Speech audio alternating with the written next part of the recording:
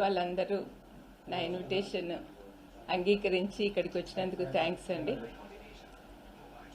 నా ఉద్దేశం ఏంటంటే, ఈ ప్రెస్ మీట్ యొక్క ఉద్దేశం ఏంటంటే, మా ఇంటి ఆడపడుచులు, వైఎస్ కుటుంబ ఆడపడుచులు మా కుటుంబ గౌరవాన్ని రోడ్డు మీదకి వేస్తున్నారండి. నేను కూడా ఆ ఇంటి ఆడపడుచునే కాబట్టి I have to defend my family. నా ఫ్యామిలీని ఇంత అన్యాయంగా ఇట్లా మాట్లాడుతుంటే భరించలేకపోతున్నామండి. అందుకని కొన్ని విషయాలు మీ ద్వారా వాళ్ళకి చెప్దామని ఆలోచనతో నేను మీ ముందుకు వచ్చాను. ఇక్కడ నిన్న రాత్రి నేను ఒక వీడియో చూస్తా ఉన్నాను, వీడియో క్లిప్పింగ్ ఫ్రమ్ పులివెందుల. అక్కడ మా షర్మిలమ్మ కొంగు పట్టుకొని ఓట్స్ అడుగుతుందండి. ఈ పాలిటిక్స్లో సెంటిమెంటు ఈ కొంగులు పట్టుకొని అడగడం వల్ల గెలవగలిగితే మరి లీడర్షిప్ క్వాలిటీ ఎక్కడుందండి? అక్కడ మాటకు ముందు వైఎస్ రాజశేఖర రెడ్డి కుమార్తెనో అంటుంది. రాజశేఖర రెడ్డి అన్న ఉంటే కన్నా ఇలాగ చేసేవాడా? ఒక లీడర్కు ఉండాల్సిన లక్షణాలు ఏమున్నాయండి? అనవసరంగా అవినాష్ని దినమంతా హత్య చేసినాడు అని చూసినారా వాళ్ళు హత్య చేసినట్లు? ఎవరు వాళ్ళకి ప్రూఫ్ చూపించారండి? ఎవరైతే హత్య చేశాడో వాడేమో బయట తిరుగుతున్నాడు. వాడు చెప్పిన మాటలు నమ్మి వీళ్ళు డిసైడ్ చేసేస్తారా? వాళ్ళేనా డిసైడ్ చేసేవాళ్ళు? మరి జడ్జిలు, కోర్టులు ఎందుకండి? ఆ చిన్న పిల్లోడు వీళ్ళకంటే 10 ఏళ్ళు చిన్నోడు. అటువంటి వాడిని జీవితం అంతా నాశనం చేస్తున్నారు ఈ ఆడపిల్లలిద్దరు. కొంచెమన్నా ఎంపతి ఉండాలండి. వాళ్ళలాంటి పిల్లోడే కదా, మా ఇంట్లో పిల్లోడే అబ్బాయి కూడా. మరి వాళ్లకు పిల్లలు ఉన్నారు, వాళ్ళ జీవితం అంతా ఎంత పాడు చేస్తున్నదో ఒకసారి షర్మిలమ్మ గాని సునీతమ్మ గాని ఆలోచిస్తే వాళ్ళకి అర్థమవుతుంది. చంపిన వాళ్ళు మేము బయట తిరుగుతున్నారు, అనవసరంగా వాళ్లకు బెయిల్ ఇవ్వమని వాళ్ళ కోసం సుప్రీంకోర్టుకి వెళ్తున్నారు. కానీ ఏ పాపం చేయని మా భాస్కరన్ ఏమో సంవత్సరం నుంచి జైల్లో ఉన్నాడు, అవినాష్కేమో బెయిల్ రద్దు చేయాలని వీళ్ళు తిరుగుతున్నారు. ఇదేం న్యాయం అండి? వింటున్న మీరన్నా చెప్పండి. మరి మా ఇంట్లో పాప ఇట్లా తయారైందంటే చాలా బాధగా ఉంది. జగనన్నను కూడా ఇంక్లూడ్ చేస్తా ఉంది. సొంత అన్నయ్యను మామూలుగా శత్రువులందరూ ఒకటయ్యి మన మీద అటాక్ వస్తే మనం ఏం చేస్తాము? ఇంట్లో వాళ్ళందరూ ఒకటైతాం, మనలో ఉన్న విభేదాలన్నీ పక్కన పెట్టేసి. కానీ దీనికి ప్రకృతి సిద్ధంగా లేదండి. ఇక్కడ అన్ని వ్యతిరేకంగానే ఉన్నాయి. అబద్ధాల జనకుడైన అపవాది కోరల్లో చిక్కుకోయినున్నారు ఈ అమ్మాయిలిద్దరు. చాలా బాధాకరం అండి. రాత్రి నేను వీడియో చూస్తుంటే బీపీ సడన్ గా రేజ్ అయిపోయింది. ఎంతమందికి అలా ఉన్నదో పరిస్థితి నాకు తెలియదు. మా కుటుంబాన్ని రాజశేఖరన్ గాని వివేకమన్నన్ గాని ప్రేమించే వాళ్ళు ఎంతమంది ఉన్నారు. రాజశేఖరన్ ఇప్పటికి కూడా కోట్లాది మంది మనసులో పెట్టుకొని ఆరాధిస్తున్నారు. నేను మీటింగ్స్కి వెళ్ళినప్పుడంతా ఎంత ప్రేమగా నన్ను ఆహ్వానిస్తారు. It's because of him only. మరి వివేకమన్నన్ చంపిన వాళ్ళు వివేకమన్న నాకు క్లోజ్ కాదా? ఒకగానొక చెల్లెల్ని నన్ను నెత్తిన పెట్టుకుని చూసుకునేవాడు. వాళ్ళిద్దరికి ఉన్న ప్రేమ కంటే నా ప్రేమ ఎక్కువ అండి. నేను గట్టిగా చెప్పగలను. వివేకమన్న అంటే నాకు చాలా ఇష్టం. మరి నాకు బాధగా ఉండదా?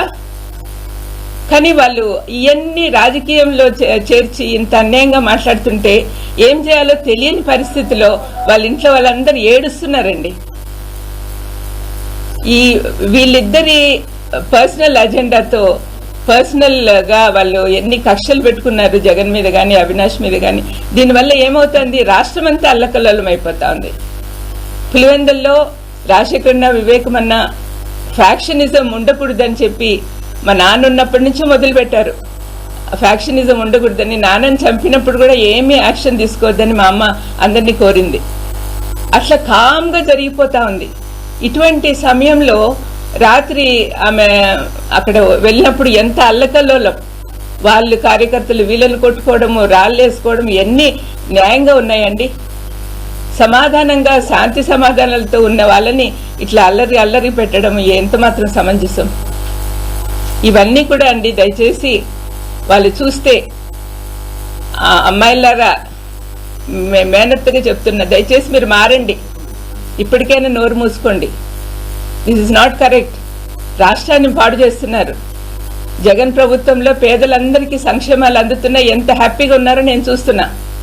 మరి వాళ్ళ అటువంటి ప్రభుత్వాన్ని పడగొట్టాలని మీరు ప్రయత్నం చేస్తున్నారే, మీకు అసలు కరుణ జాలి ఏం లేదా? మీరే ఆలోచించుకోండి. కానీ మీరు చేసేది మాత్రం చాలా తప్పు అమ్మ. షర్మిలమ్మ, సునీతమ్మ, I'm very unhappy about it. And all our relatives, మన బంధువులందరూ కూడా మీరు అనుకుంటున్నారేమో మీకు సపోర్ట్ చేస్తారని. Just because you are Rajasekhar Reddy's daughter, it doesn't mean that you are doing whatever you are doing. మీరు చేసేదంతా కరెక్ట్ అని అనుకోవద్దుమా. ఆయన పేరు చెప్పుకొని తిరుగుతూ ఆయనకు అవమానకరంగా బిహేవ్ చేస్తున్నావు. నువ్వు చేసే పనులు ఏమైనా అన్న సంతోషంగా చూస్తున్నాడు అనుకుంటున్నావా? ప్రతిదీ ఆయన శత్రువులందరినీ చుట్టూ చేరారు, వాళ్ళతో ఏకమైపోయావు. రాజశేఖరన్ ఉన్నప్పుడు ఎంతమంది కష్టపెట్టారో వాళ్ళందరూ కూడా నీతో ఉన్నారు మా. ఒకసారి ఆలోచించు. ఏమో నీకు నీ కళ్ళు నీ చెవులు అన్నీ మూసుకుపోయినాయేమో అనిపిస్తా ఉంది. పులివెందుల్లో కడపలో జరుగుతున్న ఎంత డెవలప్మెంట్ నీకు కనపడడం లేదా? ఆనాడు రాజశేఖరన్ పనిచేస్తున్నప్పుడు రాష్ట్రం అంతా తిరుగుతుంటే వివేకమన్న పులివెందుల్లో ఉండి చూసుకునేవాడు. మరి ఏదో తప్పు మార్గంలో వెళ్ళాడు, కాంగ్రెస్ కు సపోర్ట్ చేస్తూ ఎనిమి అయిపోయినాడు. ఆ రోజు నుంచి తనకు జగన్ కు ఒక సపోర్ట్ కావాలి కదా, అందుకని యవనస్తుడైన అవినాష్ ను పెట్టుకున్నాడు. అవినాష్ ఏ లోటు లేకుండా గత 5 సంవత్సరాలు ఎంత పని చేసినాడో మీరు అందరు చూసినారు. అవన్నీ ఎందుకు ఆలోచించటం లేదు మీరు? ఒక్కసారి ఆలోచించమ్మా దయచేసి.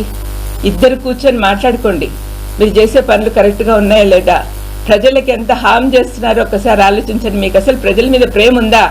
మీ నాన్నకున్న ప్రేమలో కనీసం ఒక 100వ వంతన్న ఉందా మీకు? జగన్ ఈ మధ్య ఇప్పుడు చూపిస్తున్న ప్రేమలో మీకు ఏమైనా ఉందా? అసలు నిస్వార్థంగా పనిచేస్తున్నాడే ఆ బిడ్డను పాడు చేయాలని మీరు చూస్తున్నారు. మీరు ఎన్ని మాటలు అంటున్నా కూడా అవినాష్ ఒక్కసారి నోట్లో నుంచి మాట అనలేదు మీకు అగెయిన్స్ట్ గా. పైపెచ్చి నాతో అంటున్నాడు, అక్కోళ్ళ కోసం నేను ప్రార్థన చేస్తున్నాను అత్త అని. మరి అటువంటి బిడ్డను మీరు ఇంతగా అన్యాయంగా సాధిస్తున్నారే, ఏం బాగుకుంటారండి? మీ చుట్టూ ఉన్న వాళ్ళందరూ కూడా మిమ్మల్ని నాశనం చేయడానికి ప్రయత్నం చేస్తున్నారు. ఆ ఊబిలోకి పోవద్దండి. శత్రువులందరూ ఏకమైనారు, జాగ్రత్త. మీరు నాశనం అయిపోతారు. మీరు మంచి మనసుతో మీ మనసు మార్చాలని దేవుణ్ణి కోరుకుంటూ ఉన్నాను. మీకోసమే ప్రార్థన చేస్తున్నా. జగన్ కు భద్రత కావాలని, అవినాష్ గురించి మీకు కోపం లేకుండా పోవాలని ప్రార్థన చేస్తున్నా. నా ప్రార్థన దేవుడు తప్పనిసరిగా ఆలకిస్తాడని నమ్ముతూ ఉన్నా. మీకు అసలు దైవ భయమే పోయింది మా. దేవుడు అంటే భయభక్తులతో పెంచారు మీ తల్లిదండ్రులు. ఇప్పుడు ఎందుకు ఇలాగ తయారయ్యారు? ఆలోచించుకోండి.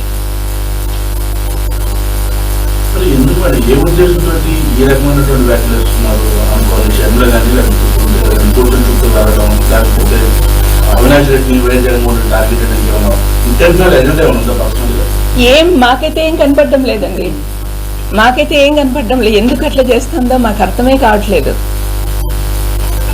ఈ ఆస్తులు గొడవ అంటారా, మీకు అందరికీ తెలిసిందే. ఈడీలో ఉంది, ఈడీ నుంచి రిలీజ్ అవుతానే ఇస్తానని చెప్పారు జగన్.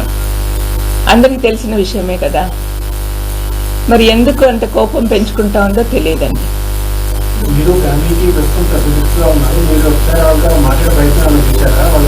నేను చేశానండి. మీ జీవితాలు పాడు చేసుకుంటున్నారమ్మా, this is not the correct way అని చెప్పినప్పటి నుంచి నాతో మాట్లాడడం మానేశారండి.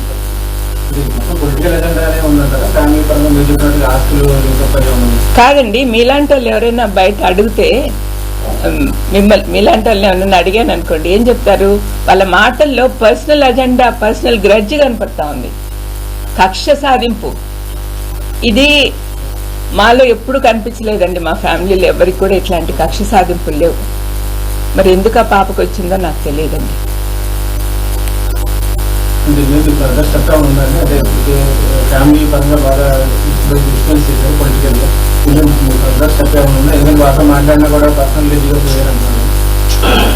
అంటే ఇప్పుడు మేము పెద్దవాళ్ళం అందరము చేతులు ఎత్తేసినట్టే. అంటే ఇంకా ఆమెను మార్చే శక్తి మాకు లేదని వాళ్ళ అమ్మ కూడా వెళ్ళిపోయింది అమెరికాకు. ఇంకా మిగతా పెద్దోళ్ళు, నాతో పాటు తమ్ముళ్ళు కానీ, మా పెద్ద వదిన కానీ, వీళ్ళందరూ కూడా మాట్లాడడానికి అశక్తులుగా ఉన్నారు. ఎందుకంటే ఎట్లా చెప్పిన మాట వినదు, ఎందుకులే అన్నట్టుగా. కానీ దీనివల్ల రాష్ట్రం నాశనం అయిపోతుంది, ప్రజలంతా బాధపడుతున్నారు. నేను ఎప్పుడు పేదోళ్ళ పక్కన తిరుగుతుంటానండి, పేదోళ్ళ మధ్యలో వాళ్ళ బాధలు చూశాను. నేను వాళ్ళు ఎంత కష్టపడుతున్నారో చూశాను. ఈ 5 సంవత్సరాల నుంచి కోవిడ్ టైంలో కానీ కోవిడ్ తర్వాత కానీ ప్రజలు ఎంత ధైర్యంగా నిద్రపోతున్నారంటే అది కేవలం జగన్ ప్రభుత్వం వల్లనే. మరి ఇలాంటప్పుడు ఈ పిల్లలిద్దరు వచ్చి ఇంత నాశనం చేస్తుంటే శత్రువులతో ఒకటయ్యి ఎంత బాధగా ఉంటుందో మీరే ఆలోచించండి.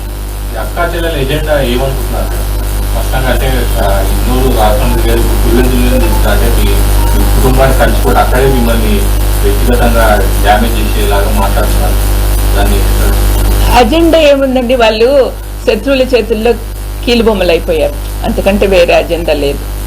వాళ్ళకి డబ్బులు బాగా ఇస్తా ఉన్నారు అన్నారో అనుకుంటున్నారో, లేకపోతే పదవులు ఇస్తామంటున్నారో, లేకపోతే ఇంకా ఏం చేస్తున్నారో నాకైతే తెలియదు. కానీ వరల్డ్లీ బెనిఫిట్సే వాళ్ళు కోరుకుంటున్నారు. జగన్ సీఎం అయినప్పటి నుంచి బంధువుల రికమెండేషన్లు పెద్దగా పట్టించుకోడే. ముందు నుంచి చెప్పినాడు మాకు, మీరు బంధువులు ఇంటర్ఫియర్ కావద్దండి, నాకు మొహమాట పెట్టద్దండి, నాకు మా ఆఫీసర్లు, మా మినిస్టర్లు, మా ఎమ్మెల్యేలు వాళ్ళు ఎట్లా చెప్తే అట్లా పోదాము అన్నట్టుగా చెప్పాడు. అందుకని వాళ్ళకి పనులు కావట్లేదని కోపం పెట్టుకున్నారు. అందరికీ పదవులు కావాలండి, అందరికీ పదవులు కావాలా? పదవులు లేకుండా మనం దేవుని సేవ కానీ ప్రజల సేవ కానీ చేయలేమా?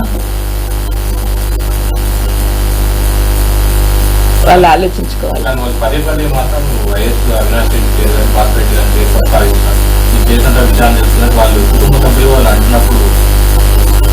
అదే ప్రాబ్లం వచ్చిందండి. ఎందుకంటే వాళ్ళు పర్సనల్గా ఏంటంటే ఆ ఏరియాలో అవినాష్ బాగా పైకి వస్తున్నాడని వాళ్ళు తట్టుకోలేకున్నారు. యాక్చువల్గా వివేకమన్న లాస్ట్ రోజు అర్ధరాత్రి వరకు కూడా అవినాష్ గెలవాలి, అవినాష్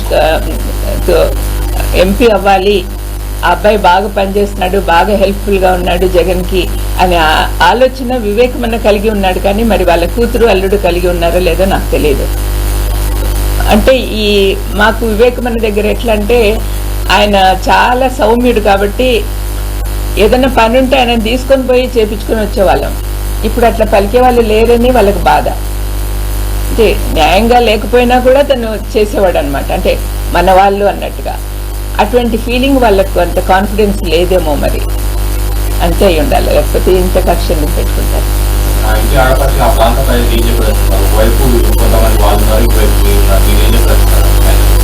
నా పర్సనల్ వ్యూ ఏంటంటే అండి, ప్రస్తుత ప్రభుత్వం కొనసాగాలి.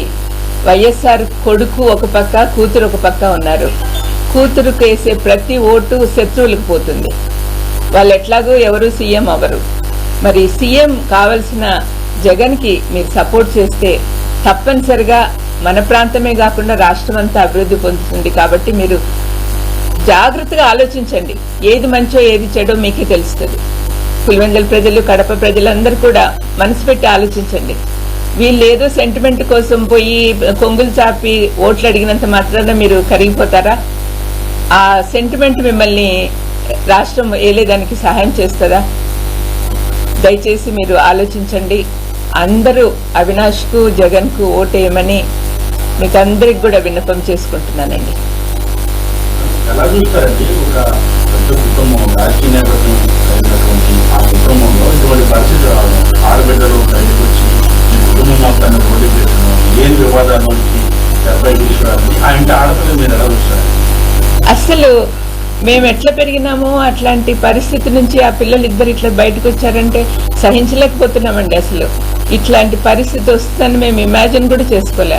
మేమందరం కూడా మంచి మంచి మాకు చిన్నప్పటి నుంచి మంచి నేర్పించారు. మాకు క్రైస్తవ విలువలు కానీ, మనుషుల గురించి విలువలు కానీ మా తల్లిదండ్రులు అందరూ కూడా బాగా నేర్పించారు. మరి ఎందుకు వీళ్ళు తయారయ్యారో దేవుడికే తెలియాలండి.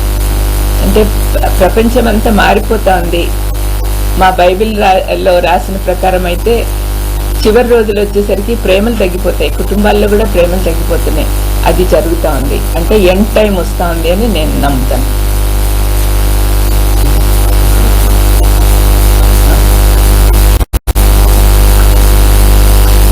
దయచేసి ప్రజలందరూ కూడా, ఆంధ్రప్రదేశ్ ప్రజలందరూ కూడా జగన్కు ఓటేయాలని, జగన్ పార్టీ తరఫున నిలబడిన ప్రతి ఎమ్మెల్యేను, ఎంపీని గెలిపించాలని కోరుతూ ముగిస్తున్నాను.